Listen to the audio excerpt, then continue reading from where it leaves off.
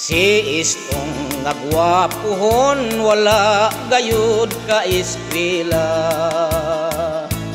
kay wala siya'y trabaho, wala sad makaasawa. Nakahukom, manimpalad na lang siya. May larga sa Manila siya milarga, gamayng putos lang ang dala. Sa Manila squatter ang Pinoy ananiya, kay lisod one it ang iyang sistema. Ni intrasyas trabaho nga illegal delikado ha. Nahimo siyang drug pusher sa Cebu ug marijuana. Nadakpan si istong natiklo na disgrasya,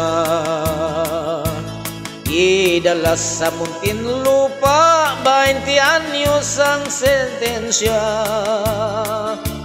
Dito sa bilangguan sa sulod sa iyang silda,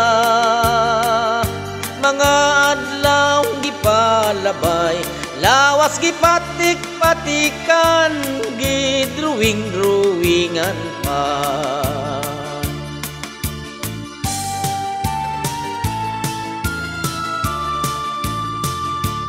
Pag uli na ni istong daw matun ang itsura, inighubo sa sinina, lawas daw karatula.